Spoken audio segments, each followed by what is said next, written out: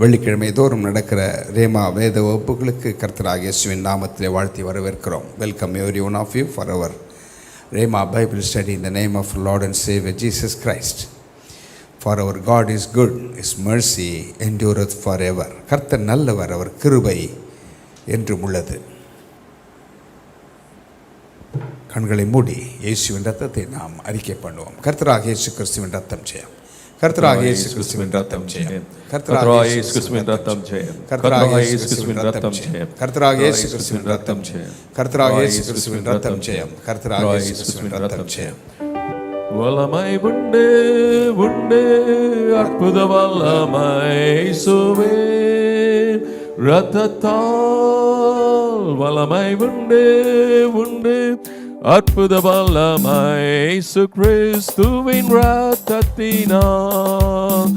There is power, power, wonder-working power in the blood of the Lamb.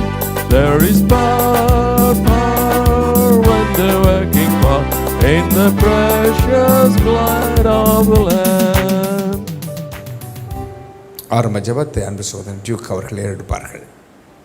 Loving Heavenly Father, thank you, Father, bringing us for the Rhema Bible study, O Father. Oh, with a thirst to hear from thy servant, from thee, O Father, through thy servant, O Lord. Thank you, Father, Lord Jesus, blessing this Rhema Bible study, O Father, Lord Jesus, of this month, O Father, Lord Jesus. Oh, let it be a great blessing, O Father, Lord, for who've been attending, O Father, who've been watching online, O loving Jesus. Amen, hallelujah. From the beginning till the end, the angelic presence be there, O Father, Lord. Oh, hallelujah. Lord, cover this place with your precious blood, loving Father. No weapon should prosper in this place, oh Father, Lord, against this ministry, oh Lord Jesus. Amen. Use thy servant in a mighty way, Heavenly Father. Miracles and wonders take place, oh Father, Lord Jesus, as your children hear the word of Father, Lord. Yes, Lord. The anointing break every yoke, oh Father, Lord Jesus. Yes, Lord. Thank you for the blessing, the singing, oh Father, which you are going to do for your glory, Master, Lord Jesus. Amen. Hallelujah. Bless the offertory song. Everything be a blessing of Father, Lord Jesus. Let's go back with joy and happiness, having received your blessing of Father. In Jesus' precious name, we ask everything. And in Jesus' precious name, amen. Let us sing some songs for God's glory. கர்த்தருடைய மகிமைக்காக நாம் சில பாடல்களை பாடுவோம். உனக்கெதிராய் ஆயுதங்கள் ஆயிரங்கள் எழும்பினாலும், உனக்கெதிராய் ஆயுதங்கள் ஆயிரங்கள் எழும்பினாலும் வாய்க்காதை போகச் செய்வார், அக்கினியால் அழியச் செய்வார். வாய்க்காதை போகச் செய்வார், அக்கினியால் அழியச் செய்வார். அவர் இயேசு இயேசு இயேசு, ரட்சகர் இயேசு இயேசு இயேசு, நல்லவர் இயேசு இயேசு இயேசு, வல்லவர் இயேசு. அல்லேலூயா அல்லேலூயா பாடி நன்றி சொல்லி சொல்லி போற்றி கர்த்தரை துதித்து துதித்து மகிழ்வேன் மகிழ்வேனே. பெலனானார் துணையானார், அரணான கோட்டையானார். பெலனானார் துணையானார், அரணான கோட்டையானார். சகாயரானாரே ஆபத்து காலத்திலே, சகாயரானாரே ஆபத்து காலத்திலே. அவர் இயேசு இயேசு இயேசு, ரட்சகர் இயேசு இயேசு இயேசு, நல்லவர் இயேசு இயேசு இயேசு, வல்லவர் இயேசு. அல்லேலூயா அல்லேலூயா பாடி நன்றி சொல்லி சொல்லி போற்றி கர்த்தரை துதித்து துதித்து மகிழ்வேனே.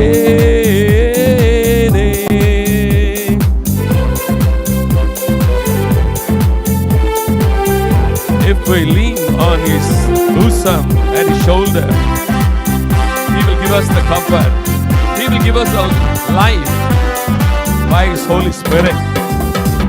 தோளினிலே மார்பினிலே சாய்ந்திட்டால் ஆறுதலே, தோளினிலே மார்பினிலே சாய்ந்திட்டால் ஆறுதலே, ஜீவனை தருகின்றாரே பரிசுத்த ஆவியாலே, ஜீவனை தருகின்றாரே பரிசுத்த ஆவியாலே, உன்னதராய் உயர்ந்தவராய் உலகத்தை ஆள்பவராய், உன்னதராய் உயர்ந்தவராய் உலகத்தை ஆள்பவராய், மீண்டும் வருவாரே நம்மை சேர்த்திடவே, மீண்டும் வருவாரே பரலோகம் சேர்த்திடவே, அவர் இயேசு இயேசு இயேசு ரட்சகர் இயேசு இயேசு இயேசு நல்லவர் இயேசு இயேசு இயேசு வல்லவர் இயேசு. அல்லேலூயா அல்லேலூயா பாடி நன்றி சொல்லி சொல்லி போற்றி கர்த்தரை துதித்து துதித்து மகிழ்வேன் மகிழ்வேனே.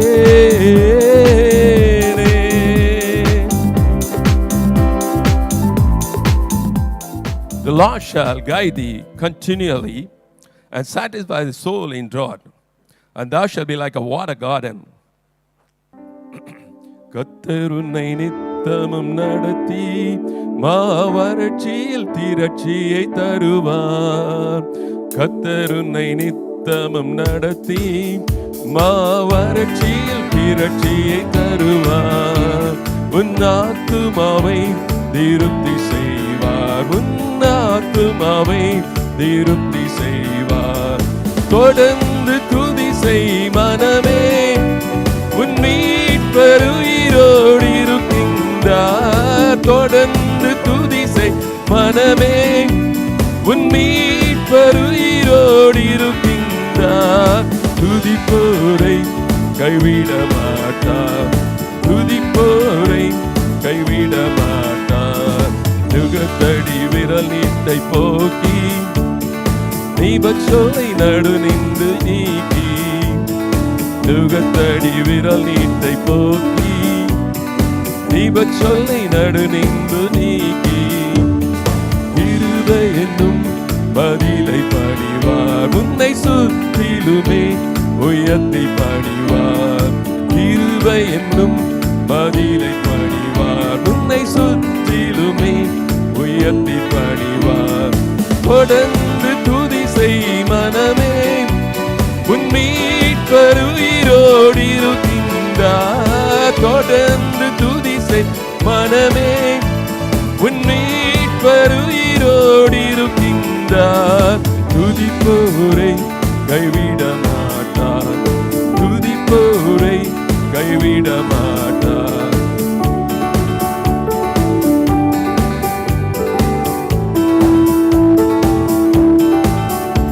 His word shall come without void, it will not come with a void, it shall fulfill all what he has said.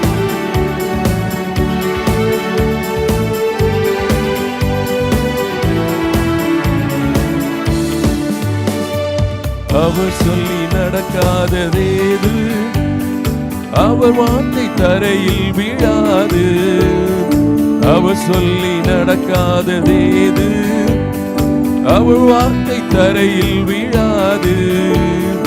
சொன்னதிலும் அதிகம் செய்வார், உன்னை நன்றியுடன் பாடச் செய்வார், சொன்னதிலும் அதிகம் செய்வார், உன்னை நன்றியுடன் பாடச் செய்வார். தொடர்ந்து துதி செய் மனமே, உன் மீட்பர் உயிரோடு இருக்கின்றார், தொடர்ந்து துதி செய் மனமே, உன் மீட்பர் உயிரோடு இருக்கின்றார்.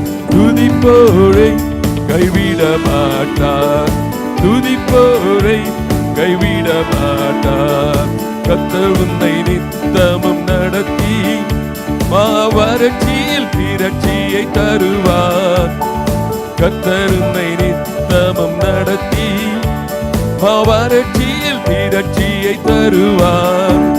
உன் ஆத்துமாவை திருப்தி செய்வார், உன் ஆத்துமாவை திருப்தி செய்வார். தொடர்ந்து துதி செய் மனமே, உன் மீட்பர் உயிரோடு இருக்கின்றார். தொடர்ந்து துதி செய் மனமே, உன் மீட்பர் உயிரோடு இருக்கின்றார். துதிப்போரை கைவிட மாட்டார், துதிப்போரை கைவிட மாட்டார், துதிப்போரை கைவிட மாட்டார். When the Holy Spirit come upon us, we'll receive power, and every lack will turn into a surplus for us, and every situation will change, and nothing is impossible when the Holy Spirit is upon us. நிறைவான ஆவியானவரே, நீர் வரும்போது குறைவுகள் மாறுமே. நிறைவான ஆவியானவரே, நீர் வரும்போது குறைவுகள் மாறுமே. நீர் வந்தால் சூழ்நிலை மாறுமே, முடியாததும் சாத்தியமாகுமே. நீர் வந்தால் சூழ்நிலை மாறுமே, முடியாததும் சாத்தியமாகுமே. நிறைவே நீர் வாருமே, நிறைவே நீர் வேண்டுமே, நிறைவே நீர் போதுமே. ஆவியானவரே, நிறைவே நீர் வாருமே, நிறைவே நீர் வேண்டுமே, நிறைவே நீர் போதுமே.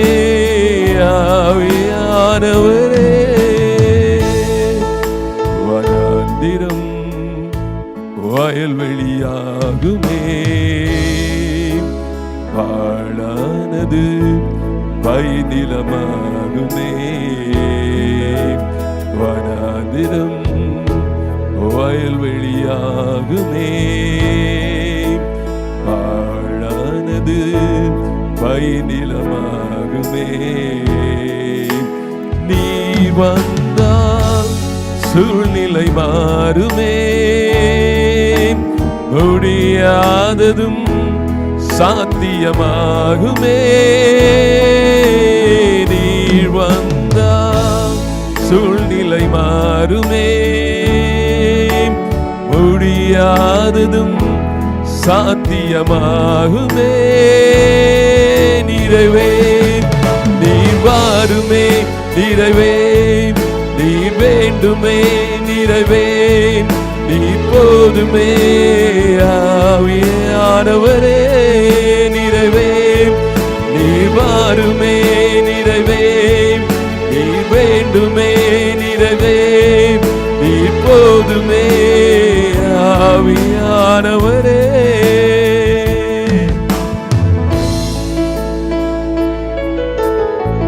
our weakness will turn into strength, our disease we will be healed, our diseases will be healed.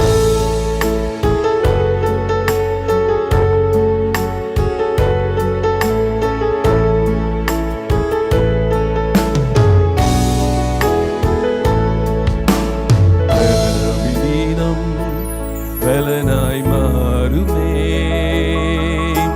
சுகவீனம் சுகமாய் மாறுமே. பலவீனம் பலனாய் மாறுமே, சுகவீனம் சுகமாய் மாறுமே.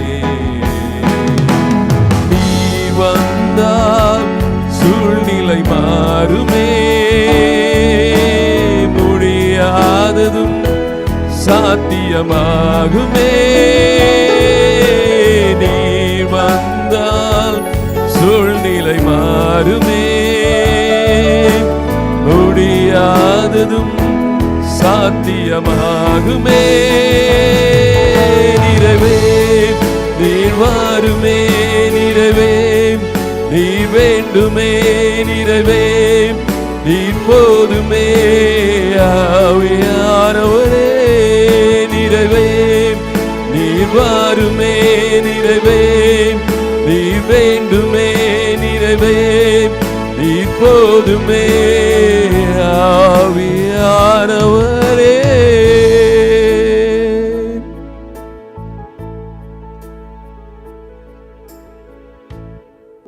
what a friend we have in Jesus, all our sins and griefs to bear. What a privilege to carry everything to God in prayer. What peace we often forfeit. Oh, what needless pain we bear. All because we do not carry everything to God in prayer. And we trials and temptations is the trouble anywhere.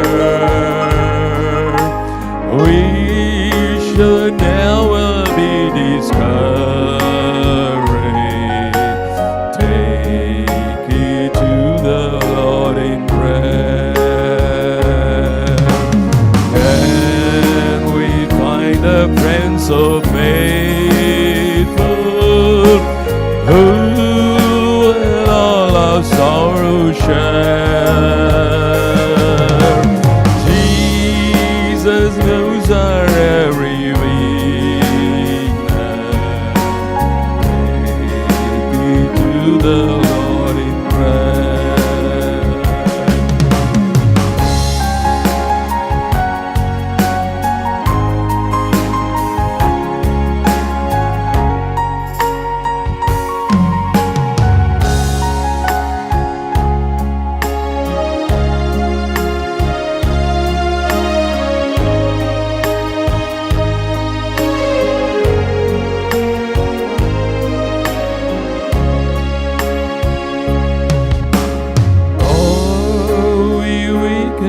Heavy laden, cumber with a load of care. Precious Savior, still our refuge. Take it to the Lord in prayer. Do thy friends despise, forsake thee? Take it to the Lord in prayer. In his counsel take and shield thee. Thou wilt find a solace there. Power sanjalate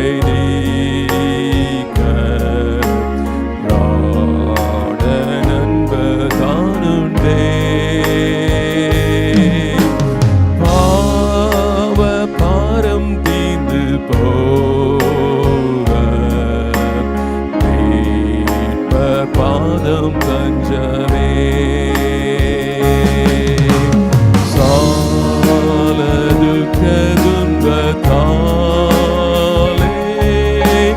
நெஞ்சம் நந்து சோருங்கா.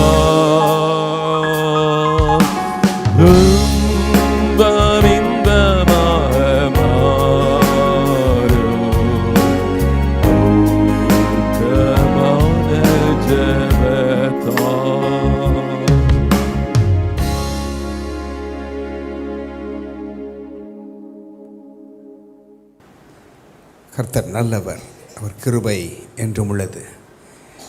இன்றைய தினத்தியான புத்தகத்திலே சங்கீதம் 29 கொடுக்கப்பட்டிருந்தது. அதை படிக்கும் பொழுது கர்த்தருடைய சத்தத்தை குறித்து அது பேசுகிறது. கர்த்தருடைய சத்தத்தை குறித்து 1:3 பார் 29ஆம் சங்கீதம் 3ஆம் வசனத்தை பாருங்கள். கர்த்தருடைய சத்தம் தண்ணீர்களின் மேல் தொனிக்கிறது, மகிமுள்ள தேவன் முழங்குகிறார், கர்த்தர் திரளான தண்ணீர்கள் மேல் இருக்கிறார். இப்படியே சொல்லின்னு வருது. கர்த்தர் என்னெல்லாம், அந்த சத்தம் என்னெல்லாம் செய்து, கர்த்தருடைய சத்தம் வல்லமை உள்ளது இப்படிலாம் சொல்லுது. கர்த்தருடைய சத்தம் கேதுரு மரங்களை முறிக்குமா, லீபனோனின் கேதுரு மரங்களை முறிக்கும். கர்த்தருடைய சத்தம் அக்கினி ஜுவாலைகளை பிளக்கும். கர்த்தருடைய சத்தம் வனாந்தரத்தை அதிர பண்ணும். கர்த்தருடைய சத்தம் காதேஸ் வனாந்தரத்தை அதிர பண்ணும். இப்படியெல்லாம் சொல்லினே வருது. இதெல்லாம் நமக்கு என்ன பிரயோஜனம்? கர்த்தருடைய சத்தம் அவ்வளவு வல்லமுள்ளது என்பதை சொல்லுகிறது. ஏனென்றால் முதலாம் வசனம், கர்த்தருக்கே அவருடைய மகிமையை, பலவான்களின் புத்திரரே கர்த்தருக்கு மகிமையும் வல்லமையும் செலுத்துங்கள், கர்த்தருக்கே அதை செலுத்துங்கள் என்று சொல்லுகிறது. கர்த்தருக்கே அதை செலுத்தணுமா சொல்லிட்டு கடைசி வசனத்தில் 11ஆம் வசனத்தில் கர்த்தர் தமது ஜனத்திற்கு பலன் கொடுப்பார். கர்த்தர் தமது ஜனத்திற்கு பலன் கொடுப்பார். கர்த்தர் தம் ஜனத்திற்கு சமாதானம் அருளி அவர்களை ஆசீர்வதிப்பார். கர்த்தர் தமது ஜனத்திற்கு பலன் கொடுப்பார். கர்த்தர் தமது ஜனத்திற்கு சமாதானம் அருளி அவர்களை ஆசீர்வதிப்பார். The Lord will give strength unto his people. The Lord will bless his people with peace. ஆசீர்வதிப்பாரா? அப்போ ஆசீர்வாதத்தை இந்த சத்தம், இவ்வளவு வல்லமுள்ள சத்தம் என்ன செய்கிறது? நமக்கு என்ன செய்கிறது? காதேஸ் வனாந்தரத்தை அதிர பண்ணுகிறதுனால் நமக்கு என்ன? அப்படி அல்ல. அப்பேற்பட்ட வல்லமுள்ள சத்தம் தமது ஜனத்திற்கு பலனை கொடுக்கிறவர், தமது ஜனத்திற்கு சமாதானத்தை அருளி அவளை ஆசீர்வதிக்கிறாராம். அந்த ஆசீர்வதிக்கிற அந்த தேவனுக்கு முழு மனதோடு நாம் நன்றி சொல்ல வேண்டும். கர்த்தர் இந்த நல்ல வாய்ப்புகளை கர்த்தர் கொடுத்திருக்கிறார், கூடி வரும்படி செய்திருக்கிறார். கர்த்தருக்கே மகிமை உண்டாகட்டும். கர்த்தருடைய வார்த்தை கேட்கும் முன்பாக கர்த்தருடைய ராஜ்யத்திற்கு நாம் கொடுக்கிற நேரம், நீங்கள் டிவியில் பார்த்தா, ஃபோனில் பார்த்தால் அந்த QR கோட் இருக்கிறது, ஸ்கேன் பண்ணி மை டெய்லி ஸ்ட்ரெங்த் என்ற மினிஸ்ட்ரி தான் வரும். உங்களால் முடிந்ததை 50 ரூபாய் கொடுத்தா கூட அது கர்த்தருடைய ராஜ்யத்திற்கென்று கொடுப்பது தான். எதை கொடுத்தாலும் கர்த்தருடைய ராஜ்யத்திற்கென்று கொடுப்பது. தேவனுக்கென்று நாம் செய்யும் பொழுது ஒரு தனிப்பட்ட நபருக்கோ ஒரு பெயருக்கோ ஊழிய அந்த பேருக்கோ கொடுத்தா அதில் ஆசீர்வாதம் இருக்காது. தேவனுக்கென்று நாம் கொடுக்கும் பொழுது நிச்சயமான ஆசீர்வாதத்தை நாம் பெற்றுக்கொள்கிறோம். அன்பின் பரலோக பிதாவே, கொடுக்கிற உடைய பிள்ளைகளை ஆசீர்வதியும். தேவனாகிய கர்த்தர் நீர், கர்த்தர் தமது ஜனத்திற்கு பலன் கொடுப்பார். கர்த்தர் தமது ஜனத்திற்கு சமாதானம் அருளி அவர்களை ஆசீர்வதிப்பார் என்று இந்த வேத வாக்கியம் சொல்கிறதே. உம்முடைய ஆசீர்வாதம் நிறைவாய் ஒவ்வொருவருக்கும் கிடைக்கட்டும். இந்த மாதம் ஆசீர்வாதத்தின் மாதமாக, பெருக்கத்தின் மாதமாக, பொருளாதார ரீதியிலே உயர்வை கொண்டு வருகிற மாதமாக, வராத பணங்கள் வருகிற மாதமாக, அப்பா கடன்கள் தீர்க்கிற மாதமாக, கவலை இல்லாத ஒரு மாதமாக அப்பா நீர் மாற்றி கொடுக்க வேண்டும் என்று ஜெபிக்கிறோம். ஏனென்றால் கல்வாரி சிலுவிலே எங்களுக்காக எல்லாவற்றையும் நீர் செய்து முடித்தீர். You said it is finished. முடிந்து விட்டது என்று சொன்னீர். இன்றைக்கி முடிக்க போகிறதுக்கு ஒன்றுமில்லை. இந்த விலையேற பெற்ற பலி எங்களுக்காக செலுத்தப்பட்டதின் நிமித்தமாக நாங்கள் எல்லாவற்றிலும் விடுதலையாகி நாங்கள் சுகமாக இருப்போம், நாங்கள் பிழைத்திருப்போம், நாங்கள் வாழ்ந்திருப்போம், நாங்கள் சுகித்திருப்போம். உமக்கே மகிமை செலுத்துகிற ஆண்டவரே, இந்த ஊழியத்திற்காக கொடுக்கிற உடைய பிள்ளைகளை ஆசீர்வதியும். எங்கிருந்து பார்த்தாலும் சரி, உலகத்தின் எந்த மூலையிலிருந்து பார்த்தாலும் அவர்கள் இந்த ஊழியத்துக்கென்று கொடுக்கிற ஒரு உள்ளங்களை மனதில் நீர் யாரை ஏவினீரோ அவர்கள் கொண்டு வந்து கொடுத்தார்கள். ஏவும் ஆண்டவரே, அவர்கள் ஆசீர்வதிக்கப்படும்படியாக கரங்கள் நீட்ட உதவி செய்ய வேண்டும் என்று ஜெபிக்கிறோம். இயேசுவின் நாமத்தில் பிதாவே, ஆமென். தேவ பிதா எந்தன் மேய்ப்பனல்லோ, சிறுமை தாழ்ச்சியடைகிலனே, ஆவலதாய் என்னை பைம்பொன் மேல் அவர் மேய் தம நீர் அருளுகின்றார். தேவ பிதா எந்தன் மெய்ப்பனல்லோ, சிறுமை தாழ்ச்சி அடையிலனே. ஆத்தும தன்னை குளிர பண்ணி அடியேன் கால்களை நீதி என்னும் நேத்திய பாதையில் அவர் நிமித்தம் நிதமும் சுகமாய் நடத்துகின்றார். தேவ பிதா எந்தன் மெய்ப்பனல்லோ, சிறுமை தாழ்ச்சி அடையிலனே. சாலில பள்ள திறங்கிடினும் சற்றும் தீங்கு கண்டஞ்சேனே. வானபரன் என்னோடிருப்பார், வளைதடியும் கோலுமை தேற்றும். தேவ பிதா எந்தன் மெய்ப்பனல்லோ, சிறுமை தாழ்ச்சி அடையிலனே. ஆயுள் முழுவதும் என் பாத்திரம் அருளும் நலமுமாய் நிரம்பும். நேயன் வீட்டினில் சிறப்போடே நெடுநாள் குடியாய் நிலைத்திருப்பேன். தேவ பிதா எந்தன் மெய்ப்பனல்லோ, சிறுமை தாழ்ச்சி அடையிலனே. மறுபடியுமாக கர்த்தருடைய வார்த்தையை கேட்கும்படி ரேமா வேத வகுப்புகளுக்கு, வெள்ளிக்கிழமையிலே நடக்கிற ரேமா வேத வகுப்புகளுக்கு உடைய வாழ்த்தி வரவேற்கிறோம். கர்த்தர் நல்லவர், அவர் கிருபை என்றும் உள்ளது. கர்த்தர் நம்மை நித்தமும் நடத்தி மகா வறட்சியான காலங்களிலும் நம்மை நீர்ப்பாய்ச்சலான தோட்டத்தைப் போலவும் வற்றாத நீரூற்றைப் போலவும் அவர் வைக்கிறவர். கர்த்தர் எப்பவுமே நம்முடைய பிள்ளைகளுக்கு நன்மையை மாத்திரம்தான் செய்வார். அவர் தீமை செய்கிற தேவன் அல்ல. போன வெள்ளிக்கிழமைகளிலே நாம் கர்த்தருடைய வார்த்தையை காட் ஆஃப் அபண்டன்ஸ், பெருக்கத்தின் தேவன் என்ற தலைப்பிலே நாம் பார்த்து கொண்டு வருகிறோம். தேவன் எப்போவுமே தன்னுடைய பிள்ளைகளை ஆசீர்வதிக்கிறவர். தன்னுடைய பிள்ளைகள் கஷ்டத்தில் இருக்கிறத அவர் விரும்புகிறது இல்லை. God of abundance. அதற்கு ஆதாரமாக சங்கீதம் 23:5-6 வசனங்கள். சாம் 23:5-6 நாம் வாசிக்க கேட்போம். என் சத்துருக்களுக்கு முன்பாக நீர் எனக்கு ஒரு பந்தியை ஆயத்தப்படுத்தி என் தலையை எண்ணெயால் அபிஷேகம் பண்ணுகிறீர். என் பாத்திரம் நிரம்பி வழிகிறது. என் ஜீவனுள்ள நாளெல்லாம் நன்மையும் கிருபையும் என்னை தொடரும். நான் கர்த்தருடைய வீட்டிலே நீடித்த நாட்களாய் நிலைத்திருப்பேன். Thou preparest a table before me in the presence of mine enemies. Thou anointest my head with oil, my cup runneth over. Surely goodness and mercy shall follow me all the days of my life, and I will dwell in the house of the Lord forever. My cup runneth over. என் பாத்திரம் நிரம்பி வழிகிறது. சங்கீதக்காரன் சொல்லுகிறான், அவர் நம்முடைய தலையை எண்ணெயால் அபிஷேகம் பண்ணுவார் என்றால் நம்முடைய பாத்திரம் நிரம்பி வழியுமா? அவர் நம்முடைய தலையை அபிஷேகிப்பார் என்றால், அவருடைய ஆசீர்வாதம் நம்மேல் இருக்கும் என்றால் நம்முடைய பாத்திரங்கள் நிரம்பி வழியும். அன்பின் பரலோக பிதாவே, இந்த வேத வாக்கியங்களின் ஆக்கியோனே, பரிசுத்த ஆவியானவரே, நீர் எங்களுக்கு உதவி செய்து இந்த வார்த்தைகள் வெறும் வார்த்தைகளாயிராமல் இந்த வார்த்தைகள் எங்களுக்குள்ளாக ஆவிக்குள்ளாக எங்கள் மனக்கண்களை திறப்பார் என்றால் அந்த ஆவியானவர் அந்த வார்த்தைகள் எங்களுக்குள்ளாக அது வேலை செய்யும். சத்தியத்தை நாங்கள் அறிந்து கொள்ள எங்களுக்கு உதவி செய்யும். அப்படி செய்கிறதற்காக நன்றி சொல்கிற ஆண்டவரே, இந்த பரிசுத்த ஆவியானவர் எங்களுக்கு உதவி செய்து இந்த சத்தியங்களை விளக்கி காண்பிக்க வேண்டும் என்று நாங்கள் கேட்கிறோம். இதில் உள்ள மறைப்பொருள்களை எங்களுக்கு காட்டும்.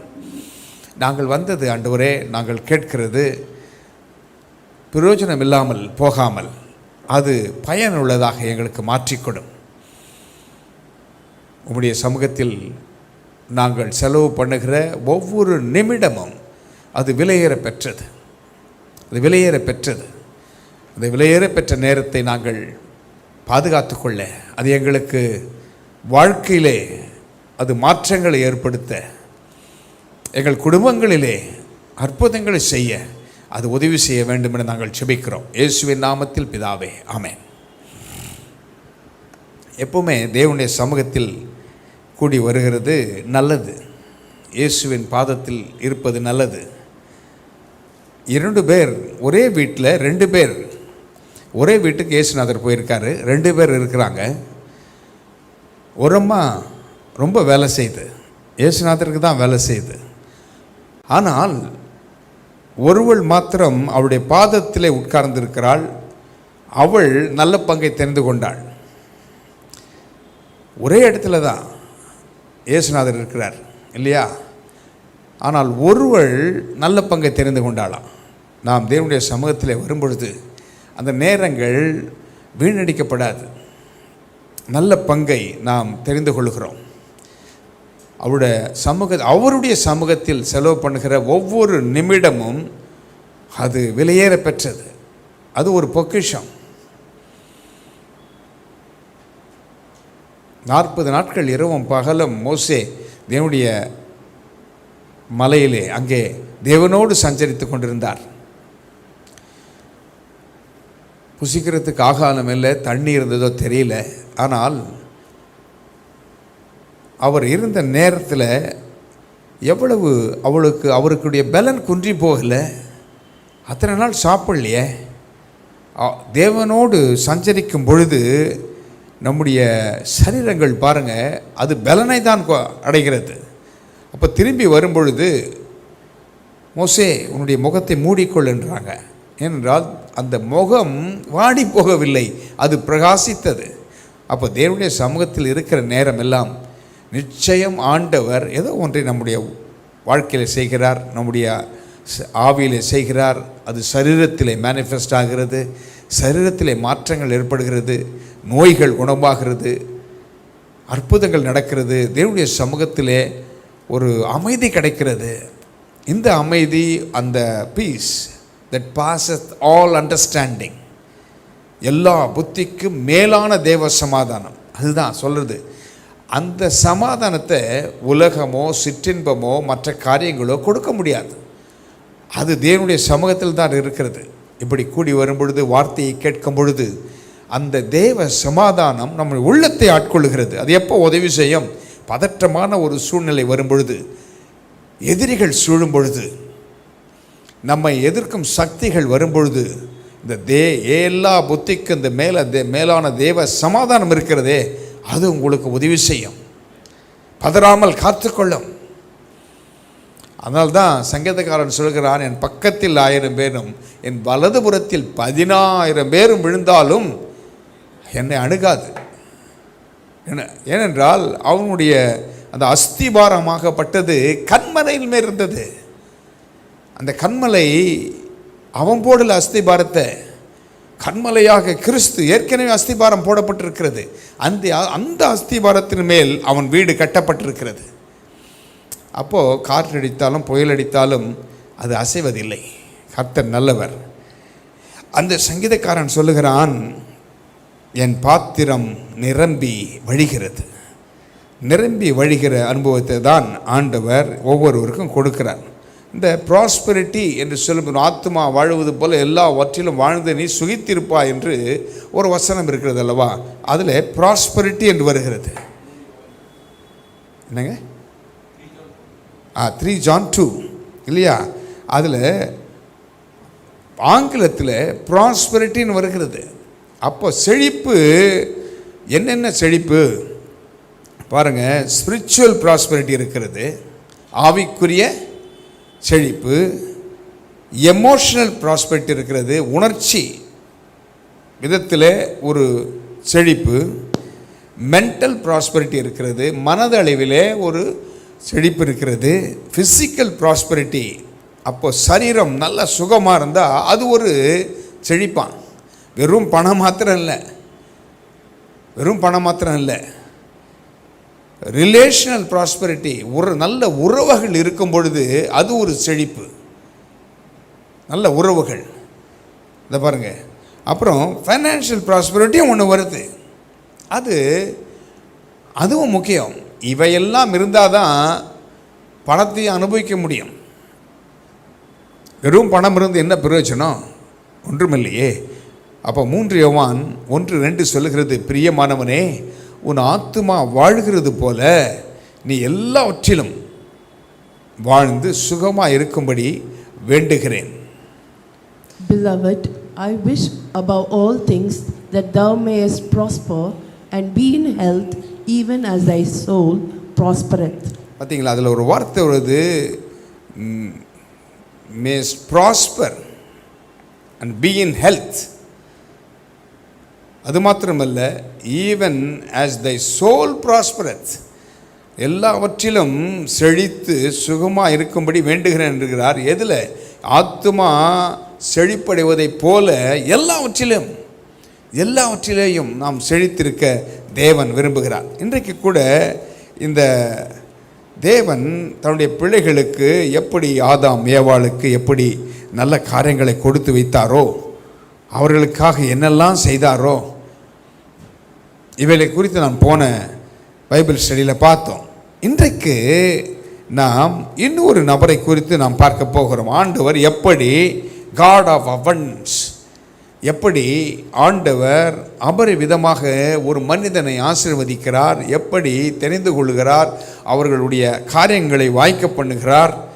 அவனுக்கு என்னெல்லாம் இருந்தது, எப்படி இருந்தது, ஆனாலும் தேவனிடத்திலே அவன் எவ்வளவு நல்ல உறவை வைத்து கொண்டான் என்பதை குறித்து நாம் பார்க்க போகிறோம். அதனால்தான் அந்த கப் ரன்னத் ஓவர், நிரம்புறது மாத்திரம் இல்லை, நிரம்பி வழிகிறது. அந்த வழியும் போது என்ன நடக்கிறது? அது வேஸ்ட் ஆகக்கூடாது.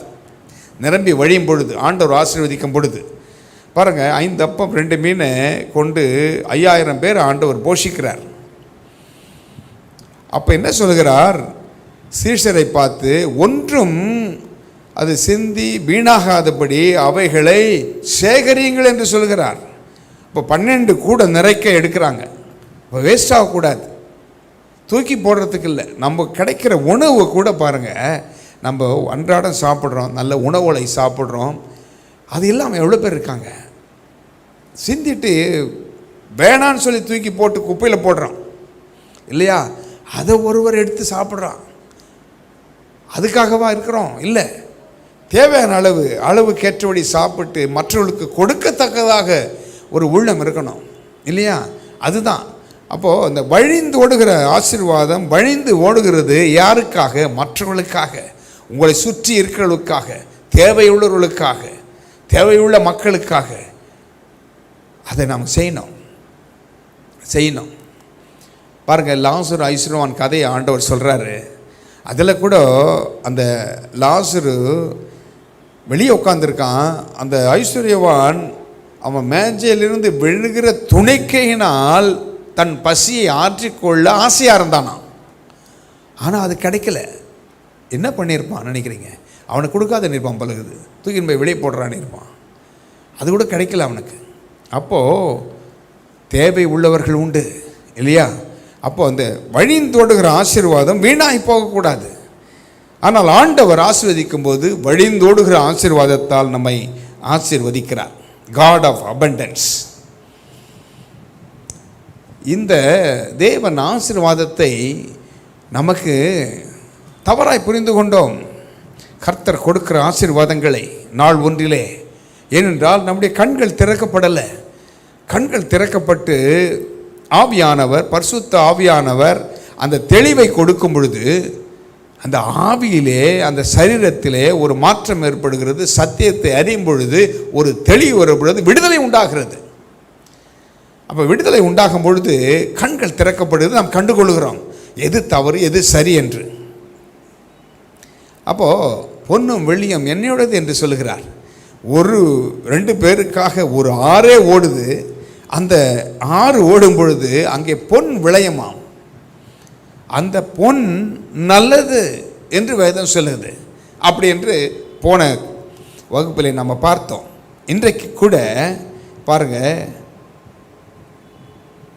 ஆதாம் ஏவாள் இந்த திருமணங்களை கூட பாட்டு பாடும் பொழுது ஆதாமுக்கும் ஏவாளுக்கும் பாடுறாங்க. அடுத்தது யார் பாடுறாங்க சொல்லுங்க பார்க்கலாம்.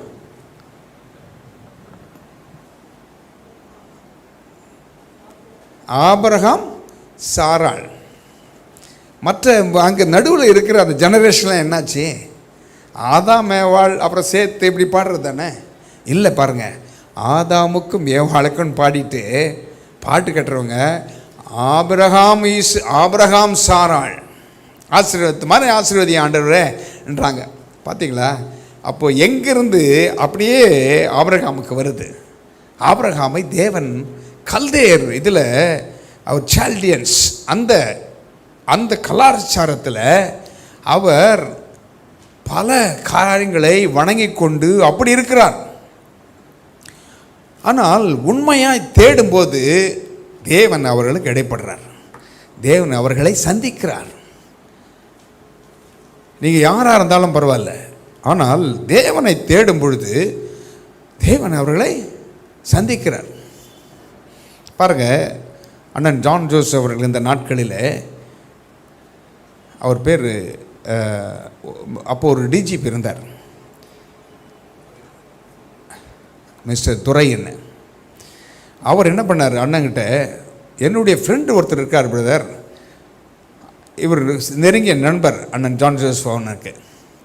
ஏன் நெருங்கிய நண்பர் இன்னொருத்தர் இருக்கிறாரு, அவர் ஈசிஆர் ரோடில் இருக்கார், அவரை பார்க்கணும் நீங்கள், அவருக்காக நான் உங்களை பற்றி சொல்லும்பொழுது அவர் சொன்னார், அவரை பற்றி பேசினாலே எனக்கெல்லாம் அந்த முடியெல்லாம் சிலுத்து போகிறது, ஏதோ ஒரு சக்தி என்னை ஆட்கொள்ளுகிறது, அவரை நான் பார்க்கணும்னு சொல்லி கேட்டாங்களாம். அப்போது ஜான் ஜோசப் நான் போகும்பொழுது நானும் போயிருந்தேன் கூட. போகும்பொழுது அங்கே உள்ளே போகிறோம், இங்கேருந்து அவரே கூடவே போகிறோம். நாங்கள் போய் ஈசிஆர் ரோடில் அவருடைய வீட்டுக்கிட்ட அந்த காம்பவுண்டு நெருங்குறோம். அவர் கேட்டை திறக்கிறாரு, உள்ளே நுழைஞ்சி போகிறோம். போயிட்டு பிறகு அவர் வீட்டு உள்ளே உட்கார்ந்து இருக்கும்போது அவர் சொல்கிறாரு, நீங்கள் வர்றீங்கன்னு சொல்லும் பொழுது இந்த மரம் செடி கொடியெல்லாம் இருக்குது பார்த்தீங்களா, அது சந்தோஷம் ஆயிடுச்சுன்றார். எனக்கு அப்போ புரியல, என்னடா இது, இவர் நாங்கள் அண்ணன் வர்றாரு, ஜான் ஜோசப் அண்ணன் வர்றாருன்னு சொன்னால், தேவ மனுஷன் வருகிறான்னு சொன்னால் இந்த மரம் செடி கொடி சந்தோஷமாயிடுச்சுன்றார். பார்த்தீங்களா? அது என்ன காண்பிக்கிறது? தேவனுடைய பிரசன்னம் வரும்பொழுது இயற்கை கூட சந்தோஷப்படுதான். உண்மைதான். லீபனோன் செழிக்கும் என்று சொல்லப்பட்டிருக்கிறது. கேதுரு மரங்கள் கை கொட்டும், கை தட்டுமா. அப்போது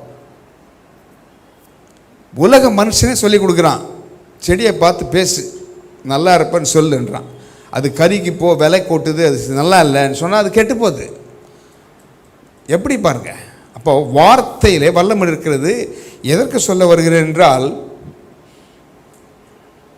தேவனுடைய சமூகத்தில் தேவ மனுஷர்கள் இப்படி போகும் பொழுது இயற்கை கூட சந்தோஷப்படுது, இயற்கை அனுகூலமாக்கி கொடுக்குது. அவர் அப்படி சொல்கிறார், நீங்கள் வர்றதுக்கு முன்னாலே இதெல்லாம் செடியெல்லாம் அந்த வழியில் இருக்கிற அநேக மரங்களை செடிங்களை வச்சுருக்கார். உள்ளே நடந்து போகிறதுக்கு கொஞ்சம் நேரம் ஆகுது. அதெல்லாம் அவ்வளோ சந்தோஷமாக இருக்குது. இந்த பூக்கள் எல்லாம் சந்தோஷமாக இருக்குது, இலை சந்தோஷப்படுதுன்றார். அப்போ பாருங்கள், தேவனுடைய சமூகம் உங்களுக்குள்ளே இருக்கும் பொழுது அந்த ஆசீர்வாதம் மற்றவர்களுக்கு எதற்கு சொல்ல வந்தால், யாருக்கும் அவர் தூரமானவர் அல்ல, அவர் யாருக்கும் தூரமானவர் அல்ல. யாராக இருந்தாலும் அவரை நோக்கி கூப்பிடும்போது அவர் தென்படுகிறார். அதை தான் சொல்ல வந்தேன். அப்போது இந்த மனுஷனுக்குள்ளாக அவருடைய பேர் வெங்கட்ராமன் ஒரு பேர். அவர் என்ன சொல்ல வருகிறார் என்றால், தேவனை தேடுகிறார். ஏதோ ஒரு கடவுள் இருக்கிறார், என்னுடைய கூக்குரலை கேட்பார், என்னை அவர் ஆசீர்வதிப்பார் என்று நம்பும் பொழுது இவர் உள்ளே நுழையும் பொழுது அங்கே தேவனுடைய பிரசன்னத்தால் அது நிரப்பப்படுகிறது.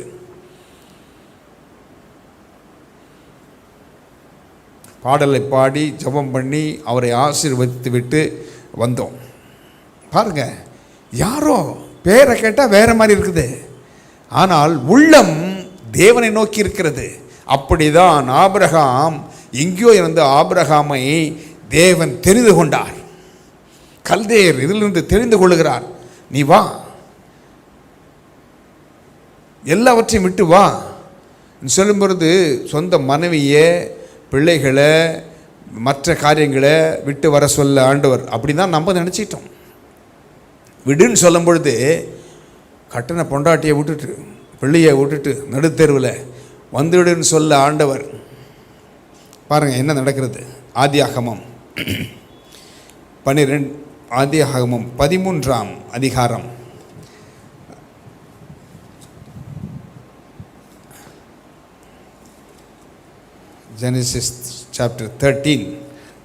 பாருங்கள், இருக்கட்டும். 12:1 பாருங்கள். 12:1 ஆதியாகமம் 12:1 பாருங்கள். கர்த்தர் ஆபிரகாமை நோக்கி, நீ உன் தேசத்தையும் உன் இனத்தையும் உன் தகப்பனுடைய வீட்டையும் விட்டு புறப்பட்டு நான் உனக்கு காண்பிக்கும் தேசத்துக்கு போ. Now the Lord had said unto Abram, Get thee out of the country, and from thy kindred, and from thy father's house, unto a land that I will shew thee.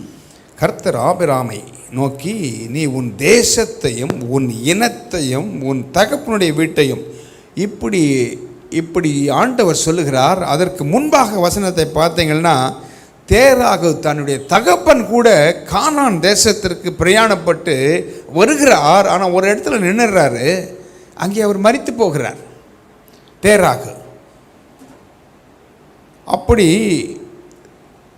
இருக்கிற நேரத்தில் இந்த ஆபிராமை ஆண்டவர் பேர் கூட மாற்றலை, அந்த ஆபிராமை அழைச்சி நீ வெளியே வா என்று கூப்பிடுறார்.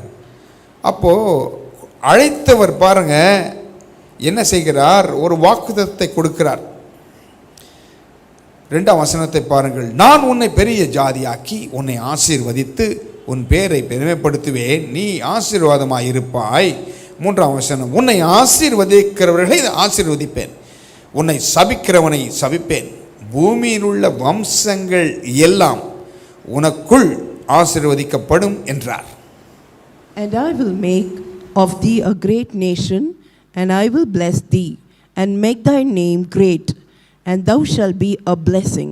And I will bless them that bless thee, and curse him that curseth thee.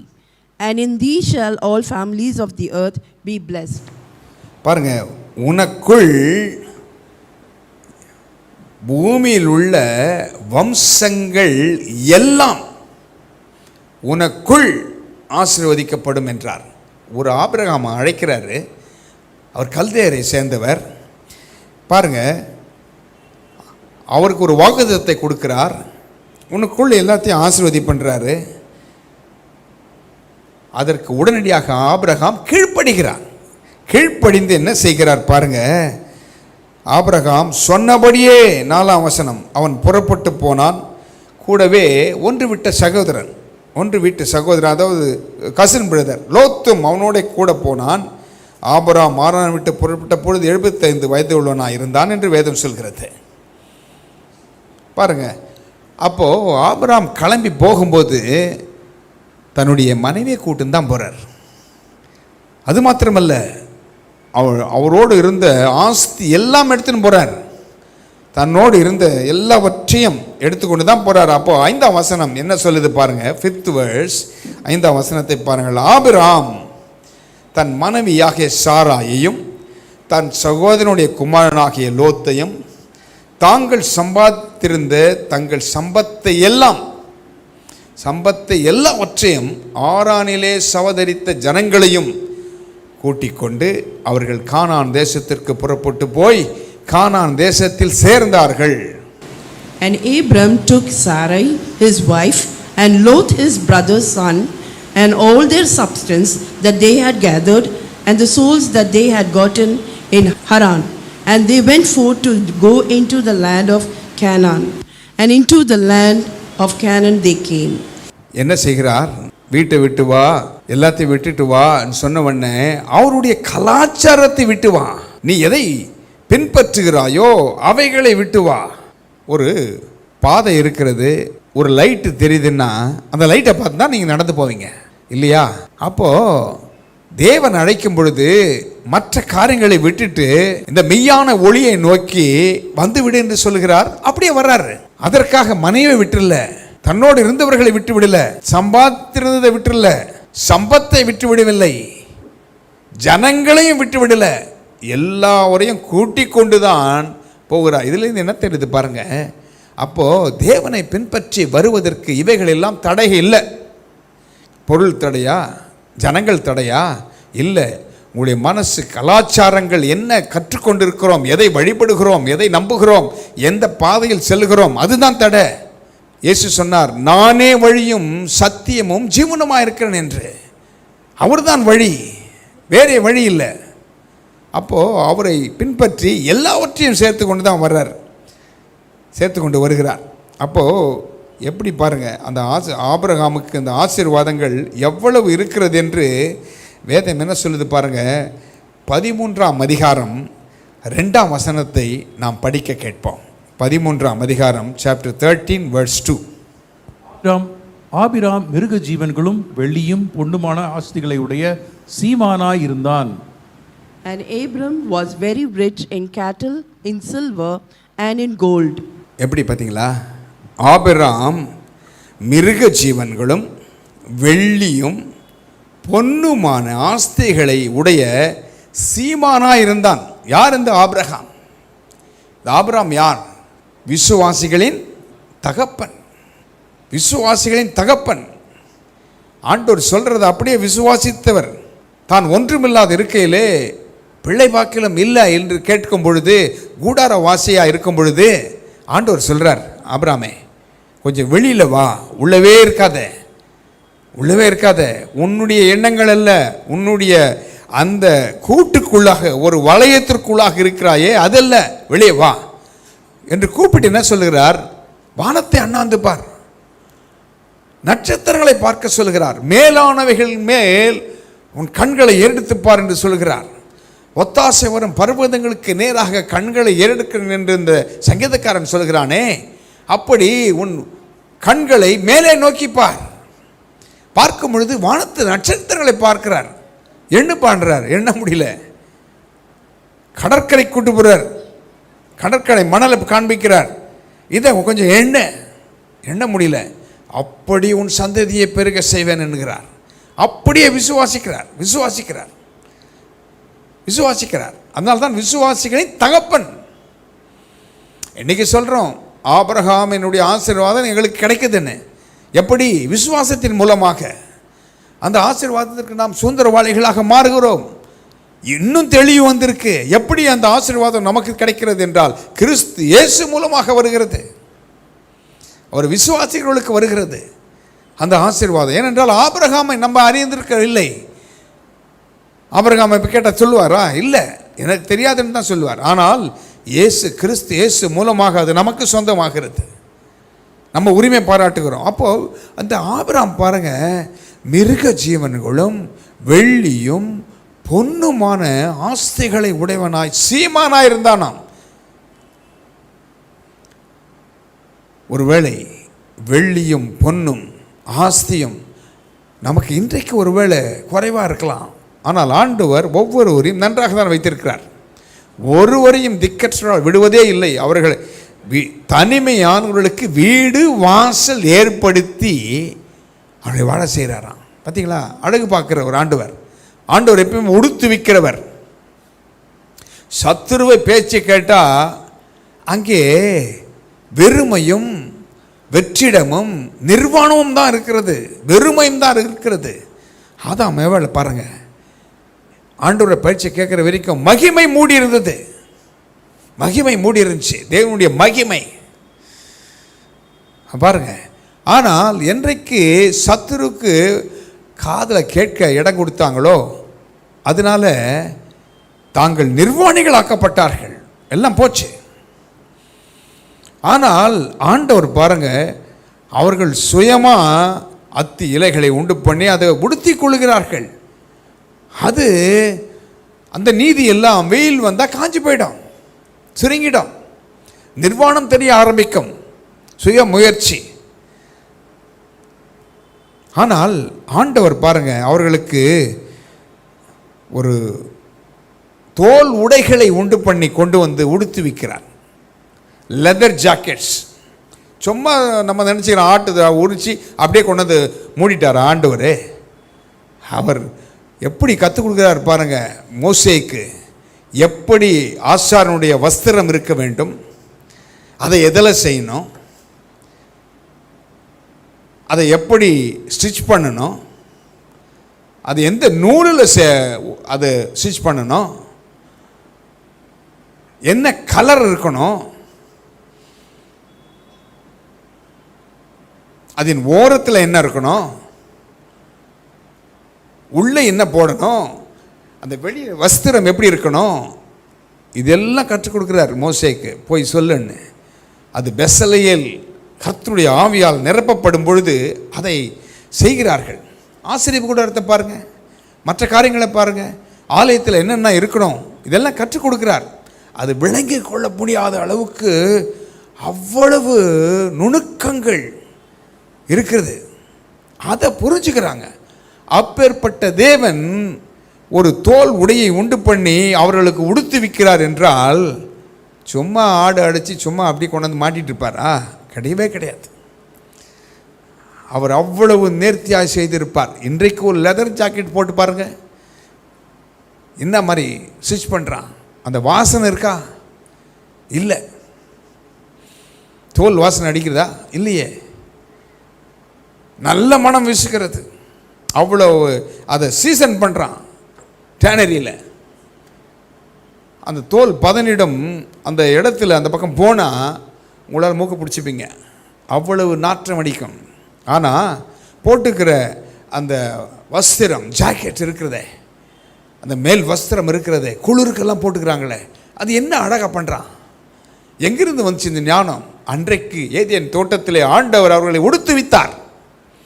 சத்துரு பேச்சு கேட்டால் நிர்வாணம்தான், ஆனால் தேவன் சொல்வதை கேட்டால் அவர் உடுத்துவிக்கிறவர், அழகு பார்க்கிறவர், அழகு பார்க்கிறவர்.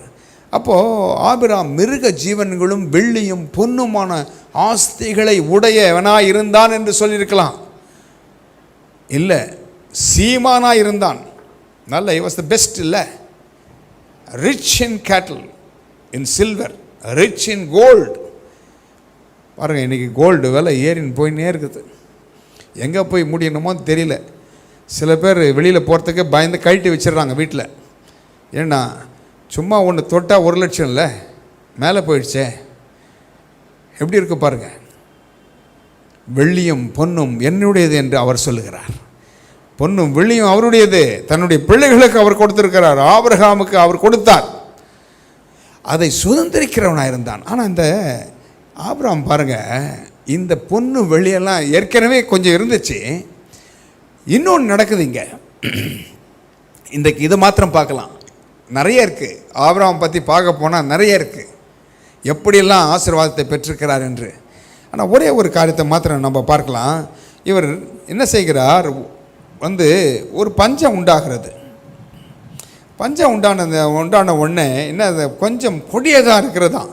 பாருங்கள் 10ஆம் வசனத்தை பாருங்கள். 12ஆம் அதிகாரம் 10ஆம் வசனம் 9-10 பாருங்கள். அதன் பின் ஆபிரகாம் புறப்பட்டு தெற்கே பிரயாணம் பண்ணி கொண்டு போனான். அத்தேசத்திலே பஞ்சம் உண்டாயிற்று. தேசத்திலே பஞ்சம் கொடியதாக இருந்தபடியால் ஆபிரகாம் எகிப்து தேசத்திலே தங்கும்படி அவ்விடத்திற்கு போனான். And Abram journeyed, going on still toward the south, and there was a famine in the land. And Abram went down into Egypt to sojourn there, for the famine was grievous in the land. பாருங்க, Abraham ஒரு இடத்துல போகிறார். அந்த இடத்துல பஞ்சம். கர்த்தர் தான் அடைத்தார், கர்த்தர் தான் நடத்தி செல்கிறார். அவருக்கு உண்டான ஆசீர்வாதங்கள்லாம் நிறைய இருக்குது. ஆனால் ஒரு பஞ்சம் வருது. சத்துரு எப்பவுமே தன்னுடைய பிள்ளைகளை அவனை பற்றி அவங்க பிள்ளைகளை பற்றி கவலையே இல்லை பாருங்கள். எப்பவுமே கர்த்தருடைய பிள்ளைகளுக்கு தான் சத்துரு அங்கே ஏதாவது ஒன்றை செய்கிறான். ஏனென்றால் அவர்கள் மற்றவர்களுக்கு ஆசீர்வாதமாக இருப்பார்கள். அந்த ஆசீர்வாதத்தை கெடுப்பவன் சத்துரு. ஏனென்றால் அவன் பேர் திருடன். அதான் வேதம் சொல்லுது பாருங்க, திருடன் திருடவும் கொல்லவும் அழிக்கவும் வருகிறானே அன்றி வேறொன்றுக்கும் வரான். சத்துருவை பற்றி பேசுகிறார் ஆண்டவர், சாத்தானை குறித்து பேசுகிறார். ஆனால் நானோ அவர்களுக்கு ஜீவன் உண்டாயிருக்கும், அந்த ஜீவன் பரிபூர்ணப்படமும் வந்தேன் என்று சொல்கிறார். ஆண்டவர் எப்பவுமே ஜீவனை கொடுக்கிறவர், அவர் ஜீவனின் அதிபதி. ஜீவன் பரிபூர்ணப்பட வந்தேன் சொல்லுகிறார். அப்போ சத்துரு ஏதாவது ஒரு காரியத்தை செய்கிறான் தன்னுடைய பிள்ளைகளுக்கு, கர்த்தருடைய பிள்ளைகளுக்கு விரோதமாய். ஏனென்றால் அவனுடைய எண்ணமே அப்படி தான். அவன் விரோதமாக எதனா செய்யணும்னு தான் அவனுக்கு ஆசை. அவன் சத்துரு இல்லையா, ட்ரெஸ் பாஸ் பண்ணி தான் வருவான். ஏதாவது ஒன்று இருக்கும், உங்களுக்கு தான் ஒரு பிரச்சனை வந்துடும். அதுக்குன்னு பயப்படக்கூடாது. ஆண்டவர் உங்களோடு இருக்கிறார். அவர் கோலும் தடியும் உங்களை தேற்றும். உங்கள் சத்துருக்களுக்கு முன்பாக உங்களுக்கு ஒரு பந்தி ஆயத்தப்படுத்தி பண்ணுவார். உங்கள் பாத்திரங்களை நிரம்பி வழிய செய்வார். எண்ணெயால் அபிஷேகம் பண்ணுவார். அப்போ அந்த அபிஷேகம் உதவும். ஆண்டவர் உங்களுக்காக வழக்காடுவார், குறுக்கிடுவார், உங்களுக்காக பேசுவார், உங்களுக்காக எல்லாவற்றையும் செய்து முடிப்பார். ஆபிரகாமுக்கு பஞ்சம் வந்த உடனே எகிப்தை நோக்கி போகிறார். ஆண்டவரத்தில் கேட்டார் என்னன்னு தெரியல. ஆனால் பாருங்க, ஆண்டவர் கைவிடுவர்கள் அல்ல. தன்னுடைய பிள்ளைகள் ஒருவேளை தவறான ஒரு காரியத்தை எடுத்து தீர்மானத்தை எடுத்து போகும்பொழுது கூட அவர் வந்து நிற்கிறார். ஏனென்றால் வாக்குத்தத்தம் பண்ணினவர் உண்மையுள்ளவர். நீ வழிகளை போயிட்டா அவர் வழி விலகி போயிடுவாரா? இல்லவே இல்லை. Is a faithful God. என்ன சொன்னாரோ அது செய்வார். சூரியன் ஒளியை கொடுக்கணும்னா கொடுத்துதான் ஆக வேண்டும். அது என்ன மாற்றம் பண்ணியிருக்கிறாரா? இல்லவே இல்லையே. அது கொடுத்துன்னு தானே இருக்குது, அதில் மாற்றமே இல்லை. சில நேரங்களில் மேகங்கள் மறைக்கிறது, ஆனாலும் சூரிய ஒளி இருந்து கொண்டு தான் இருக்கிறது. அப்படித்தான் ஆண்டவர் பார்வை உங்கள் மேல் இருக்கும் என்றால் தொடர்ந்து இருந்து கொண்டே இருக்கிறது. கஷ்டங்கள் வரும்பொழுது அவைகள் கடந்து போய் விடுகிறது. மலை போன்ற பிரச்சனைகளை அவர் பனி போல் அகற்றி விடுகிறார். இன்றைக்கு கொஞ்சம் திரும்பி பாருங்களேன், எத்தனை கஷ்டங்கள், எத்தனை போராட்டங்களை நாம் சந்தித்திருக்கிறோம், எத்தனை வியாதிகள் நம்மை தாக்கியிருக்கிறது, எத்தனை பற்றாக்குறைகள் வந்திருக்கிறது, எத்தனை விபத்தில் இருந்து ஆண்டவர் காப்பாற்றிருக்கிறார், எத்தனை கண்ணீரான பாதைகளில் நடந்த பொழுது அவர் தேற்றி இருக்கிறார். இன்றைக்கு நன்றாக இருக்கிறோமே. ஆண்டவர் அவ்வளவு நல்லவர், தன் பிள்ளைகளை காக்கிறவர். அவர் உறங்குவதும் இல்லை. இஸ்ரவேலை காக்கிறவர் உறங்குவதும் இல்லை, தூங்குவதும் இல்லை. ஆபிரகாம் பாருங்க, அங்கே போகும்பொழுது ஒரு கஷ்டம் வருது, பஞ்சம் வருது. உடனடியாக எகிப்துக்கு போகிறார். எகிப்துக்கு போகும்பொழுது தான் மனைவியை பார்க்குறார்.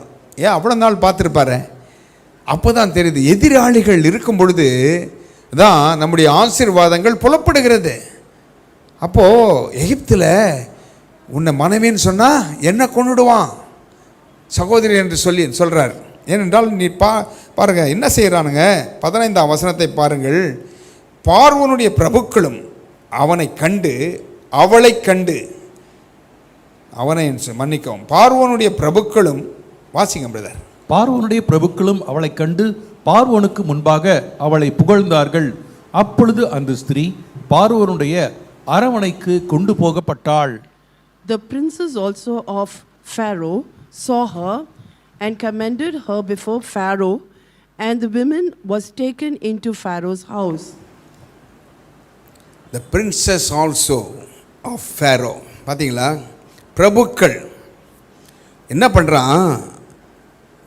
ஆபிரகாமை பற்றி சொல்லலை, ஆபிரகாமின் மனைவியை பற்றி பார்வோனுக்கு சொல்லுகிறான். சத்துரு ஒரு கண்ணியை வைக்கிறான். எப்படியாவது இந்த ஆசீர்வதிக்கப்பட்ட ஆபிரகாமை மனமடிவாக்கி அங்கேயே கொன்று போட வேண்டும் என்று நினைக்கிறான். ஏனென்றால் ஒரு பரிசுத்த வித்து உண்டாக போகிறது. யார் அந்த பரிசுத்த வித்து? ஆபிரகாமிடத்தில் ஈசாக்கு வரணும். அதன் பின்பு அந்த சந்ததியிலே அப்படியே வந்தா தாவீது வரணும். தாவீதின் குமாரன் அங்கே வெளிப்பட வேண்டும். அப்போ ஒரு சந்ததி, அதை சத்துரு பார்க்குறான், எப்படியாச்சும் இவனை அழிக்கணும்னு நினைக்கிறான். பாருங்க, சொந்த மனைவியை கூட்டிக் கொண்டு பார்வோன் இடத்துல போய் அவள் கொண்டு போகப்பட்டாள். அவ்வளோதான், நீ தடுக்க முடியாது. ஏனென்றால் அவன் அரசன், அதிபதி, பிரபுக்கள் புகழறான். ஏன் எகிப்தில் இல்லாத பெண்களா? சத்துரு பாருங்க எப்படி கண்ணை வைக்கிறான். நல்ல குடும்பத்து மேலே, நல்லா இருக்கிறவங்க மேலே, நல்லா வாழ்ந்து கொண்டு இருக்கிறவங்க மேலே அவனுக்கு கண்ணு திரும்புது பாருங்க எப்படி. ஆனாலும் பயப்படாதீங்க, ஆண்டவர் உங்களுக்காக வழக்காட வருவார். அவர் வந்து நிற்பார். மனுஷன் போகாத, மனுஷன் பேசாத இடத்துல யார் பேசுவது? கர்த்தர் வந்து நிற்பார். கண்ணு மூடி கொண்டிருக்கிற தேவன் அல்ல அவர். His eyes are wide open. இல்ல, அவர் கண்கள் பார்த்து கொண்டு இருக்கிறது, அது திறந்திருக்கிறது. ஏற்கனவே சொன்ன இல்லையா, இஸ்ரவேலை காக்கிறவர் உறங்குவதும் இல்லை, தூங்குவதும் இல்லை. ஆபிரகாம் பார்த்து நேக்கிறார். ஓஹோ, பார்வோனுடைய அரண்மனைக்கு கொண்டு போகப்பட்டாலோ பாருங்க. பார்வோனுடைய அரண்மனைக்கு கொண்டு போகப்பட்ட பிறகு என்ன நடக்கிறது? 16ஆம் வசனத்தை பாருங்க. அவள் நிமித்தம், உடனடியாக பாருங்க என்ன நடக்குது. அவள் நிமித்தம் அவன் அவள் நிமித்தம் அவன் ஆபிரகாமுக்கு தயை பாராட்டினான். அவனுக்கு ஆடு மாடுகளும் கழுதைகளும் வேலைக்காரரும் வேலைக்காரிகளும் கோழிகை கழுதைகளும் ஒட்டகங்களும் கிடைத்தது. And he entreated Abram well for her sake, and he had sheep and oxen, and he asses, and men servants and maid servants, and she asses and camels.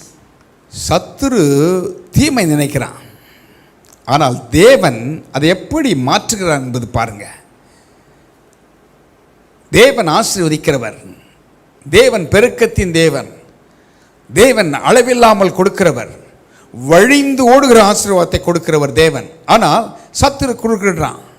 நடுவில் குறுக்கிட்டு எப்படியாவது சாராள் இடத்துல பார்வனை கொண்டு வந்து சேர்க்கிறான். ஏனென்றால் எப்படியாவது பரிசுத்த வித்து ஒன்று உருவாக போகிறது, வாக்குத்தத்தத்தின் பிள்ளை உருவாக போகிறது. அதில் ஆவிக்குரிய அர்த்தங்கிற பாருங்க.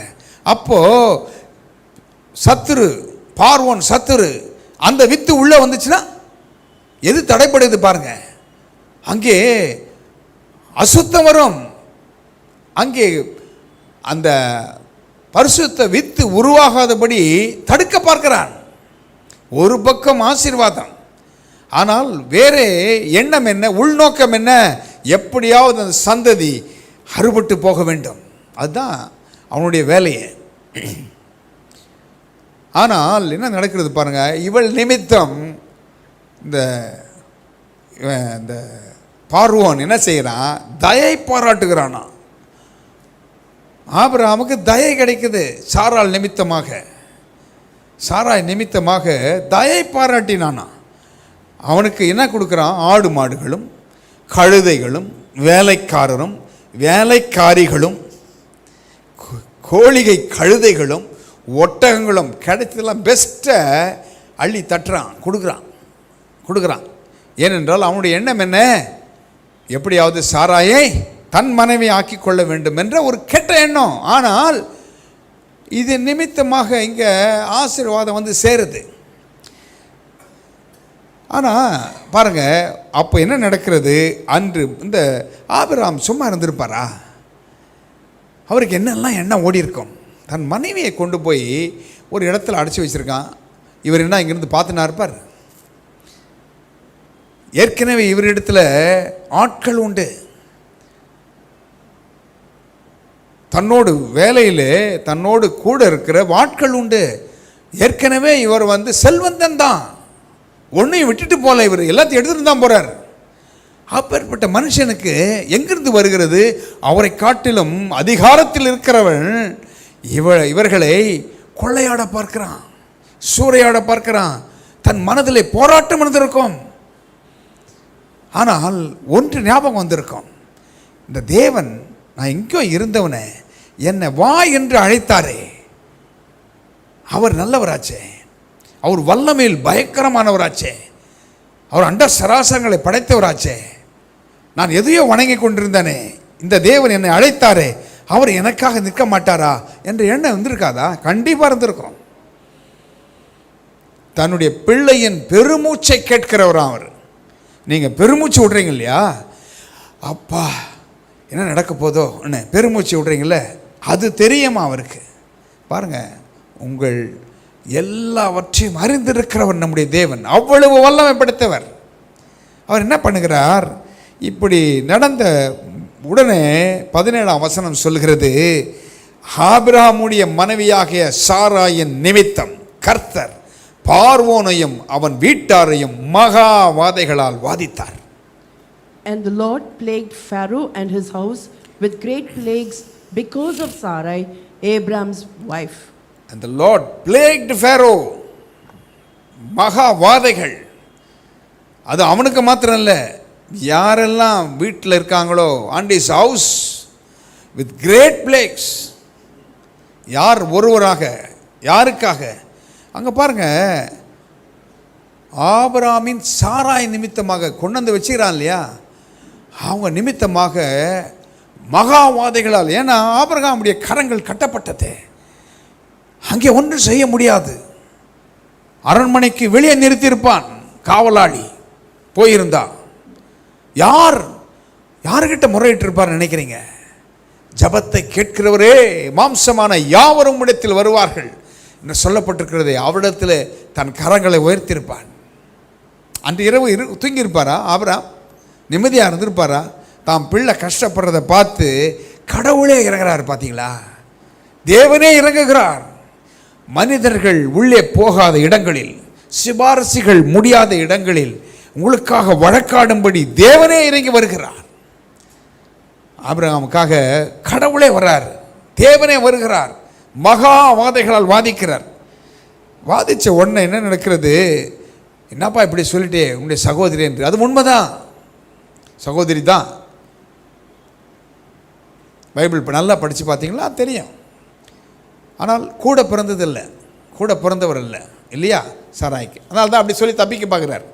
அப்போது 20ஆம் வசனத்தில் எனக்கு ஒரு ஆச்சரியம்.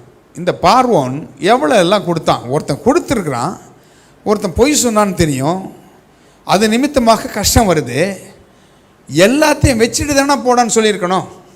நீ என்னென்ன என்கிட்டருந்து நான் அனுப்பணுனோ என்னென்ன அனுப்பிச்சான், கேளிக்கை கழுத, ஒட்டகம், வேலைக்காரர்கள், வேலைக்காரிகள், இதெல்லாம் நான் கொடுத்தேன்ல, ஒன்று விடாமல் எல்லாத்தையும் வச்சுட்டு நீ கிளம்புன்னு சொல்லியிருக்கணும். ஆனால் பார்வோன் பாருங்கள், ஆண்டவர் பாருங்கள் என்ன செய்ய வைக்கிறாரு. 20ஆம் வசனத்தை படிக்க கேட்போம். பார்வோன் அவனை குறித்து தன் மனுஷருக்கு கட்டளை கொடுத்தான். அவர்கள் அவனையும் அவன் மனைவியையும் அவனுக்கு உண்டான எல்லாவற்றையும் அனுப்பிவிட்டார்கள். And Pharaoh commanded his men concerning him, and they sent him away and his wife and all that he had. என் கேள்வி, பார்வோன் ஒரு அரசன், கடின இருதயம் உள்ளவன், என்ன செய்திருக்கணும்? உலக பிரகாரமாக பார்த்தா எல்லாவற்றையும் வட்டி முதலெல்லாம் வச்சுட்டு நீ போ. அது மாத்திரம் இல்லை, எனக்கு வியாதி வந்துடுச்சு, எனக்கு பிளேக் வாதைகள் வந்திருக்கிறது, எனக்கு மாத்திரமல்ல என் வீட்டாருக்கும் வந்திருக்கிறதுன்னு சொல்லியிருக்கணுமே. ஆனால் பாருங்க, ஆண்டவர் தலையிடும் பொழுது என்ன நடக்கிறது? எதெல்லாம் இது நிமித்தம் கொடுத்தானோ அவனை குறித்து தன் மனுஷருக்கு கட்டளை கொடுக்குறான். என்ன கொடுக்குறான்? அவர்கள் அவனையும் அவன் மனைவியும், அவர்களுக்கு ஒன்றும் கஷ்டம் கொடுக்கக்கூடாது, அவனுக்கு உண்டான எல்லாவற்றையும் and all that he had, அவனுக்கு எதெல்லாம் போய் சேர்ந்திருக்கிறதோ அது எல்லாவற்றையும் கொடுத்து அனுப்பிடு என்று சொல்கிறான். அதுதான் தேவன் செய்கிறது. மனிதர்கள் செய்யும் பொழுது இதை செய்ய மாட்டாங்க. ஆனால் தேவன் தலையிடும் பொழுது தேவன் அவனுக்காக வழக்காடி பார்வோனிடத்தில் பேசுகிறார். நோ, செய்யாத சொல்லி கற்றுக் கொடுக்கிறார். கீழ்ப்படியாமல் போனதுனால வாதைகள் வந்து அவனை தாக்குகிறது, கண்டுபிடிக்கிறான். பாருங்க, ஒரு தவறு செய்யும் பொழுது தேவன் ஒரு எச்சரிப்பை கொடுக்கும் பொழுது புறஜாதி ஒரு ராஜா அவன் அறிந்து கொள்ளுகிறான், செய்த தப்பு உணர்ந்து அதை என்னன்றது திரித்துக் கொள்ளுகிறான். ஆனால் கிறிஸ்தவர்கள் என்று சொல்லிக்கிற நாம், தேவனை ஏற்றுக்கொண்டவர்கள் என்று சொல்லுகிற நாம், தேவனுடைய வார்த்தையை கேட்கிற நாம், நம்முடைய இருதயம் கடினப்பட்டு போகுது. அந்த கூரானது, அந்த ஷார்ப்னஸ் என்ன பண்ணுது, மழுங்கி போகுது, பிளெண்ட் ஆகிடுது இல்லையா? அப்போது ஆண்டவர் பேசினா கூட ஆட இப்படி தான்ப்பா பேசுவார், அவ்வளோதான் விட்டுடுறோம். அவன் திருத்துறான் பாருங்க. அவன் உடனடியாக என்ன செய்கிறான், அவளுக்குள்ளதையும் எல்லாவற்றையும் அவனுக்குள்ளதையும் எல்லாவற்றையும் திருப்பி கொடுத்துட்றான். அங்கே ஒரு மாற்றம் ஏற்படுகிறது பாருங்க தேவன் செய்யும் பொழுது. ஆனால் என் ஜனங்கள் தங்கள் பொல்லாத வழிகளை விடாமல் இருக்கிறாங்கன்றார் ஆண்டவர். பாருங்க, ஆண்டவர் இறங்குற அப்போ உடனடியாக எல்லாவற்றையும் கொடுத்து அனுப்பிடுறான். அப்போ தான் அடுத்த வசனம் தான் சொல்லுது, 13ஆம் வசனத்தின் முதல் 1-2 பாருங்க. ஆபிரகாமும் அவன் மனைவியும் அவனுக்கு உண்டான யாவும் அவனுடனே லோத்தும் எகிப்தை விட்டு தென் திசையில் வந்தார்கள். ஆபிரகாம் மிருக ஜீவன்களும் வெள்ளியும் பொன்னுமான ஆஸ்திகளை உடைய சீமானாயிருந்தான். And Abram went up out of Egypt, he and his wife, and all that he had, and Lot with him, into the south. And Abram was very rich in cattle, in silver, and in gold. இந்த ஆபிரகாமுடைய ஆஸ்தி, இந்த பொன்னும் வெள்ளியும் எல்லாம் இருக்குதே, அவருக்கு மாத்திரமா? இல்லைங்க, இல்லவே இல்லை. ஆபிரகாமுடைய ஆஸ்தி எல்லாத்துக்கும் என்னன்னா, தன்னோடு தன்னிடத்தில் அவ்வளவு வேலைக்காரர் இருக்காங்க.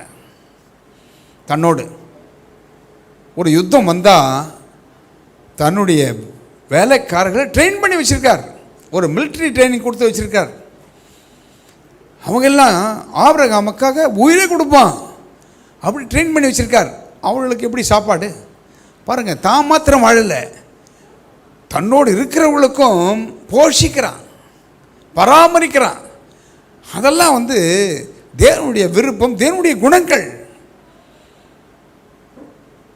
அவர்களையும் காப்பாற்றி வைக்கிறார். ஒரு யுத்தம் வரும்பொழுது பாருங்கள், நல்ல குணத்தை பாருங்கள், ஆபிரகாமுடைய குணங்களை பாருங்கள். தேவனுடைய குணத்தை வைத்திருக்கிறார். லோத்தை பிடிச்சிட்டு போகும்பொழுது சும்மா விட்டுருக்கான், அமைதியாக இருந்திருக்கலாம். ஒருத்தன் சொல்லும் பொழுது, ஓடி வந்து சொல்லும் பொழுது, இவர் தன்னோடு இருந்தவர்களை கூட்டி கொண்டு போய் அந்த யுத்தத்தை செய்கிறான். பாருங்கள், மற்றவர்களுக்காக கொஞ்சம் உதவி செய்கிறவனாக இருக்கிறான். மாறுது பாருங்கள், ஆண்டவர் எவ்வளவு நல்லவர். ஒரு தவறான முடிவு எடுத்தால் கூட அதில் தலையிட்டு ஆண்டவர் காப்பாற்றுகிறார். அப்போது ஆபிரகாம் மிருக ஜீவன்களும் வெள்ளியும் பொன்னுமான ஆஸ்திகளை உடைய சீமானாக இருந்தான். உங்களையும் என்னையும் ஆண்டவர் இப்படி தான் வைக்க விரும்புகிறார். ஆண்டவரை நம்பி வந்திருக்கிற நமக்கு, அவருடைய அடிச்சுவடுகளை பின்பற்றுகிற நமக்கு, அவருடைய வாக்கு தத்தங்களை நம்புகிற நமக்கு நிச்சயம் ஆண்டவர் வெள்ளியையும் பொன்னையும் ஆஸ்திகளையும் உடைய சீமான்களாய் உங்களை வைப்பார், உயர்த்தி வைப்பார், உங்களை வைப்பார். இதுவரைக்கும் ஒருவேளை இழந்து போயிருக்கலாம், ஏதோ ஒரு விதத்தில் இழப்புகள் ஏற்பட்டிருக்கலாம். ஆனால் கர்த்தர் வாக்குத்தத்தம் பண்ணினவர் உண்மை உள்ளவர். அவர் நிச்சயம் உங்களை கைவிட மாட்டார். அவரை நம்பி வந்திருக்கிற உங்களுக்கு அவர் அரணும் கோட்டையுமாய் இருப்பார். உங்களை சூழ பாளையம் இறங்குவார், வியாதிகளை அப்புறப்படுத்துவார், உங்களுக்கு பிரச்சனை கொண்டு வந்தவனிடத்தில் பேசுவார். எதை பிடுங்கிக் கொண்டார்களோ, எதை எடுத்துக்கொண்டார்களோ, உங்களுக்கு அருமையானதை, விலையேற பெற்றதை எடுத்துக்கொண்டார்களோ அதை கொடுக்க வைப்பார். இதை மனுஷன் பண்ண முடியாது. மனிதர்கள் உதவி அற்று போகும்போது தேவன் உதவி செய்ய முன் வருகிறார். இந்த தேவன் நல்லவர், அவர் வாழ வைக்கிறவர், அவர் உங்கள் பாத்திரங்களை நிரம்பி வழிய செய்கிறவர். ஆனால் நம்ம நினைக்கிறோம், எப்படி செய்கிறோம்? இந்த பொண்ணு வெளியும் பிசாசு சொல்லி அதை உதாசனம் பண்ணுறோம். நீதிமான் விரும்புகிறது அவனுக்கு கொடுக்கப்படும். நீங்களும் நானும் நீதிமான்கள். தேவனுடைய ரத்தம் நம்மை கழுவிருக்கிறது. நாம் அந்நியரும் பரதேசிகளும் அல்ல. அந்த ஆசீர்வாதத்துக்கு நாம் சுதந்திரவாளிகள். ஏனென்றால் சிலுவையிலே நம்முடைய தகப்பனாகிய இயேசு நம்மை படைத்தவர், நமக்காக ரத்தத்தை சிந்தி நம்மை மீட்டிருக்கிறார், எல்லாவற்றையும் கொடுத்திருக்கிறார். அதை ஒருவராலும் தடுக்க முடியாது, ஒருவராலும் தடுக்க முடியாது. ஒரே ஒரு வசனத்தை பார்த்து நம்ம முடிக்கலாம். ஓசியா 2ஆம் அதிகாரம், ஓசியா சாப்டர் 2 வேர்ஸ் 8 பாருங்க. ஓசியா 2ஆம் அதிகாரம் 8ஆம் வசனத்தை பாருங்க. நான் வாசிக்க கேட்போம். தனக்கு தான் தானியத்தையும் திராட்சரசத்தையும் எண்ணெயையும் கொடுத்தவர் என்றும், தனக்கு தான் வெள்ளியையும் பொன்னையும் பெருக பண்ணினவர் என்றும் அவன் அறியாமற் போனான். அவைகளை அவர்கள் பாகாலுடையதாக்கினார்கள். For she did not know that I gave her corn and wine and oil, and multiplied her silver and gold, which they prepared for Baal. என்ன வசனம் சொல்லுது பாருங்க. அந்த ஓசியா தீர்க்கதரிசி தனக்குன்னா சபையாகிய கிறிஸ்துவின் மணவாட்டிக்கு நான் தானியத்தையும் திராட்சரசத்தையும் எண்ணெயையும் கொடுத்தவர் என்றும், அவர் தான் எல்லாவற்றும் காரணர். அது என்ன பண்ணிச்சான்? சபை தன்னுடைய பிள்ளைகள் தனக்கு நான் வெள்ளியையும் பொன்னையும் பெருக பண்ணினவர் என்றும் என்னாச்சா? அவள் அறியாமற் போனாள். பார்த்தீங்களா? அறியாமல் போயிட்டாங்களாம். பெருக்கத்தை கொடுத்ததே, தானியத்தை கொடுத்ததே நான் தான், திராட்சை ரசத்தை கொடுத்தது நான் தான், எண்ணெய் கொடுத்தது நான் தான். தனக்கு நான் வெள்ளியையும் பொன்னையும் கொடுத்தல்ல, பெருக பண்ணின, அதை பெருக்கம் கொடுத்தேன்.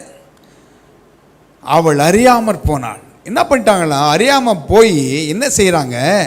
அவைகளை அவர்கள் பாகாலுடையதாக்கினார்கள். பாகால் யார்? பேல் வொர்ஷிப் இல்லையா? நீங்கள் வாசித்து பார்த்தீங்கன்னா தெரியும். அநேக காரியங்கள் பாம்பும் அரக்கன், பாகாலும் அரக்க பாம்பும் என்று இந்த அப்பாகிராஃபா பார்த்தீங்களா, தள்ளுபடி ஆகுமோ அதில் இருக்குது. அதை குறித்து என்னெல்லாம் பண்ணுறாங்க, அதை எப்படியெல்லாம் வணங்கினாங்க, எப்படி அவர்கள் தந்திரம் பண்ணாங்க, அந்த அந்த பலியை யார் சாப்பிட்டாங்க, இதெல்லாம் தானியேல் அங்கே போய் அங்கே இதெல்லாம் செய்கிறார், கண்டுபிடிக்கிறார். அந்த ராஜா கண்டுபிடிக்கிறான் கடைசியாக. அப்போது பாகால் அந்நிய காரியங்களுடையதாக்கிட்டாங்க, பிசாசுடையதாக்கிட்டாங்க. பொன்னும் வெள்ளியும் அவருடையது, பூமியும் அதன் நிறைவும் கர்த்தருடையது. கர்த்தர் தன்னுடைய பிள்ளைகளை செழித்திருக்க செய்கிறார். ஒருவேளை தவறான முடிவுகளை எடுத்து எழுந்து போயிருந்தால் ஆண்டவர் தலையிடுகிறார். இந்த வார்த்தையின்படி கர்த்தர் தலையிடுகிறார். உங்களுடையதை உங்களுக்கு கொடுக்க வைப்பார். எதெல்லாம் சத்துரு திருடி வைத்திருக்கிறானோ அந்தகாரத்தில் இருக்கிற பொக்கிஷம். அப்போது அந்தகாரம் சத்துரு பாருங்கள் பிடிச்சி வச்சுருக்கான். பொக்கிஷம் எங்கே இருக்கிறது? அந்தகாரத்தில் இருக்கிறது. அதை வெளியே எடுக்கணும்னா நீங்கள் எடுக்க முடியாது. கர்த்தருடைய உதவி இருக்கும் பொழுது, கர்த்தருடைய வல்லமை வரும் பொழுது உங்களுக்குரியதை தேவன் எடுத்துக்கொண்டு வந்து உங்கள் கையில் கொடுப்பார்.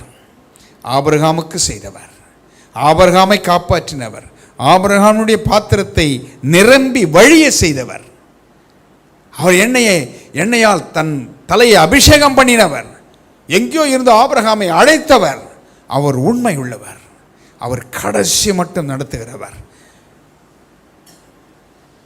பாகாலுடையதாக்கினார்களாம். அப்படி நாம் அறியாமையால் ஒருவேளை இழந்து போயிருக்கலாம். ஆண்டவர் எதை இழந்தோமோ அதை திருப்பி கொடுப்பார், உங்களுக்கு செய்வார். தன்னுடைய பிள்ளைகளுக்கு செய்யாமல் யாருக்கு செய்வார்? எங்கே மனிதர்களுடைய உதவி அற்று போயிற்றோ அங்கே தேவன் தலையிடுவார், அங்கே அவர் வந்து நிற்பார்.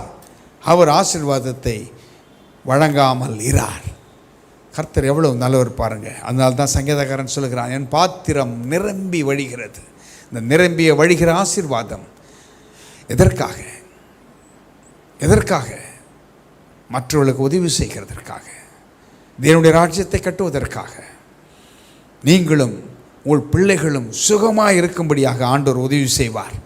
எழுந்து போனதை திருப்பி கொடுப்பார். சுகத்தை எழுந்திருந்தால் கொடுப்பார். உங்களுடைய நலனை, உங்களுடைய காரியங்கள் எது இருந்தாலும் அதை செய்து முடிப்பார். அதனால தான் சொன்ன முதல்ல ஸ்பிரிச்சுவல் ப்ராஸ்பரிட்டி கொடுப்பார், எமோஷனல் ப்ராஸ்பரிட்டி கொடுப்பார், மென்டல் ப்ராஸ்பரிட்டி கொடுப்பார், ஃபிசிக்கல் ப்ராஸ்பரிட்டி கொடுப்பார், ரிலேஷனல் ப்ராஸ்பரிட்டி கொடுப்பார், ஃபினான்ஷியல் ப்ராஸ்பரிட்டி ஆண்டவர் கொடுப்பார். இவைகளை கொடுத்து நிச்சயம் நம்மளை வழிநடத்துவார். ஒருவேளை நீங்கள் கடந்து செல்கிற பாதையிலே எகிப்தின் அனுபவம் போல, பார்வோனின் அனுபவம் போல ஒருவேளை வித்தியாசமான விதத்தில் உங்களுக்கு இருந்திருக்கலாம். ஆனால் ஆண்டவர் நல்லவர். அதிலே குறுக்கிட்டு உங்களுக்காக நிச்சயம் வழக்காடி உங்களை ஆசீர்வதிப்பார். பொன்னும் வெள்ளியும் உடைய சீமான்களாய் உங்களை மாற்றுவார். அவர் ஆசீர்வாதத்தின் தேவன், பெருக்கத்தின் தேவன், அற்புதத்தின் தேவன். நிச்சயம் செய்வார். நிச்சயம் இந்த வார்த்தைகள் வேலை செய்யும். ஏனென்றால் விதைகள் போட்டால் விதைகள் உருங்குவதில்லை. அதே போல தான் வார்த்தை விதை. அந்த விதைகள் முளைக்கும். அது நூறத்தனையான பலனை கொடுக்கும். நூறத்தனையான பலனை கொடுக்கும். நிச்சயம் வாழ்ந்து சுகித்திருப்பீர்கள். ஆசீர்வாதம் பெருகும். நாம் இருக்கிற இடங்களிலே கண்களை மூடி நாம் ஜெபம் பண்ணலாம். ஆண்டவர் நல்லவர். இன்னும் அநேக காரியங்களை அடுத்த வாரங்களிலே நாம் தியானிக்க போகிறோம். கர்த்தர் கொடுத்த இந்த வாய்ப்பு, அவருடைய சமூகத்தில் காத்திருப்பது, அவருடைய வார்த்தையை கேட்பது எவ்வளவு இனிமை. அவர் நல்லவர். அவர் நல்லவர். அவர் வரும்பொழுது சூழ்நிலைகளை மாற்றுகிறார். உங்களுக்காக வழக்காடுகிறார். உங்களுக்காக யாவையும் செய்து முடித்தேன் என்று சொல்லுகிறார். சிலுவையிலே ஆண்டவர் எல்லாவற்றையும் செய்து முடித்தார். உங்கள் கண்ணீர்களை துடைப்பார். அவர் வாக்கு மாறாதவர். வாக்கு பண்ணினவர் மாறிடார்.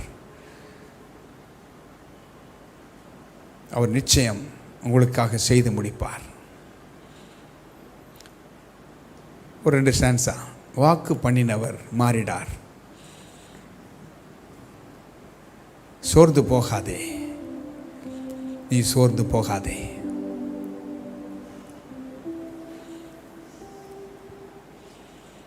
Hallelujah. Thank you, Jesus. Praise you, Lord.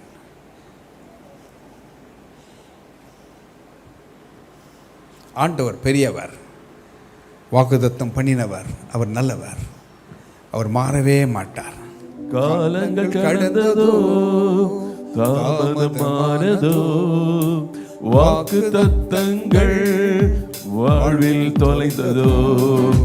காலங்கள் கடந்ததோ, தாமதமானதோ, வாக்கு தத்தங்கள் வாழ்வில் தொலைந்ததோ. வாக்கு தந்தவர் சிறந்தவர், சிறந்ததை தருபவர், ஏமாற்றங்கள் இல்லையே. வாக்கு தந்தவர் சிறந்தவர், சிறந்ததை தருபவர், ஏமாற்றங்கள் இல்லையே. வாக்கு பண்ணினவர் மாறிடார், வாக்கு தத்தம் நிறைவேற்றுவார். வாக்கு பண்ணினவர் மாறிடார், வாக்கு தத்தம் நிறைவேற்றுவார். சோர்ந்து போகாதே, நீ சோர்ந்து போகாதே, சோர்ந்து போகாதே. உன்னை அழைத்தவர் உண்மையுள்ளவர். சோர்ந்து போகாதே, நீ சோர்ந்து போகாதே, சோர்ந்து போகாதே. உன்னை அழைத்தவர் உண்மையுள்ளவர், உன்னை அழைத்தவர் உண்மையுள்ளவர், அவர் மனிதன் அல்லவே. சோர்ந்து போகக்கூடாதான். ஏனென்றால் வாக்குத்தத்தம் பண்ணினவர் அவர் உண்மை உள்ளவர். எங்கள் அன்பின் பரலோக பிதாவே, ஆண்டவரே, வார்த்தையின் மூலமாக ஆண்டவரே ஆரம்பம் முதல் பாடல்கள் மூலமாக, இசையின் மூலமாக எங்களோடு பேசினீர். ஆண்டவரே, வார்த்தையின் மூலமாக எங்களோடு இடைப்பட்டீர். நீர் மனிதன் அல்ல, வாக்குத்தத்தம் பண்ணினீர். அழைத்தவர் உண்மை உள்ளவர் என்பதை பார்வோனிடத்தில் நிரூபித்தீர். மனிதர்கள் பேசாத இடத்தில் தேவன் இடைப்பட்டீர். இதே போல் ஆண்டவரே, உடைய பிள்ளைகள் எந்த நிலையில் இருந்தாலும் சோர்ந்து போய் இருக்கிறவர்களுக்கு, சத்துவமில்லாதவர்களுக்கு சத்துவத்தை பெருக பண்ணுகிற ஆண்டவர் உடைய பிள்ளைகளுக்கு சத்துவத்தை பெருக பண்ணும். சோர்ந்து போன உள்ளங்கள் தேற்றப்படுவதாக. ஆண்டவரே, ஆபிரகாமுக்கு பொன்னும் வெள்ளியும் கொடுத்து செல்வ சீமானாக எப்படி வைத்தீரோ அப்படி இப்படி பிள்ளைகளுக்கு இழந்ததை கொடுத்து மறுபடியும் புதுப்பித்து கட்டுவீராக. கட்டி எழுப்புகிறவர், உடுத்துகிறவர். ஆசீர்வாதத்தின் விளிம்பில் நின்று கொண்டிருக்கிற பிள்ளைகள் சோர்ந்து போகக்கூடாது. ஆண்டவரே, அடைய முடியாத ஆசீர்வாதத்தை கொடுத்து நீர் ஆசீர்வதிக்க வேண்டும் என்று ஜெபிக்கிறோம். உலக பிரகாரமான ஆசீர்வாதம், ஆவிக்குரிய விதத்திலே ஆசீர்வாதங்கள், சரீரத்திலே சுகம், சமாதானம், சந்தோஷம், மகிழ்ச்சி, இவைகள் எல்லாம் நம்முடைய பிள்ளைகளுக்கும் அவர்களுடைய பிள்ளைகளுக்கும் சந்ததியினருக்கும் கிடைப்பதாக உமக்கே மகிமை செலுத்துகிறோம். இந்த வேத வகுப்புகளை ஆசீர்வதித்து கொடுத்ததுக்காக ஸ்தோத்திரம் ஆண்டவரே. இன்றைக்கு பாடின கர்த்தருடைய பிள்ளை, வாசித்த உடைய பிள்ளை ஆண்டவரே, வீடியோ ஆடியோவில் உதவி செய்கிற கர்த்தருடைய தாசன், வந்திருக்கிறவர்கள் அத்தனை பேரையும் நீ ஆசீர்வதித்து ஆண்டவரே பெருக செய்ய வேண்டும் என்று ஜெபிக்கிறோம். இந்த வார்த்தை கேட்கிற அத்தனை பேரும் ஒரு பெருக்கத்தை காணட்டும். ஆசீர்வாதங்கள் மேனிஃபெஸ்ட் ஆகட்டும். இந்த வார்த்தைகள் விசுவாசிக்கிற அத்தனை பேருக்கும் அது பலிப்பதாக முக்கிய மகிமை செலுத்துகிறோம். அந்தகார சக்திகளை மேற்கொள்கிறோம், வாக்குத்தத்தங்களை உரிமைக்கொள்கிறோம். இயேசு கிறிஸ்துவின் விலையேற பெற்ற நாமத்தில் ஜெபிக்கிறோம் நல்ல பிதாவே, ஆமென். என் ஆத்மாவே கர்த்தரை ஸ்தோத்திரி, என் முழு உள்ளமே அவருடைய பரிசுத்த நாமத்தை ஸ்தோத்திரி. என் ஆத்மாவே கர்த்தரை ஸ்தோத்திரி, அவர் செய்த சகல பாரங்களை மறவாதே. கர்த்தர் உங்களை ஆசீர்வதித்து காக்க கடவர். கர்த்தர் தம்முடைய திருமுகத்தை உங்கள் மேல் பிரகாசிக்க பண்ணி உங்களை ஆசீர்வாதத்தை கட்டளையிடுவார். கர்த்தர் தம்முடைய ஆவியினால் நிரப்பி உங்களை செல்வ செழிப்பாக சீமான்களாக வைப்பாராக. ஆமென். கர்த்தாவேருளே பயங்கள் நீக்கிடும், விழிக்கும் மட்டும் தூதரின் நற்காவல்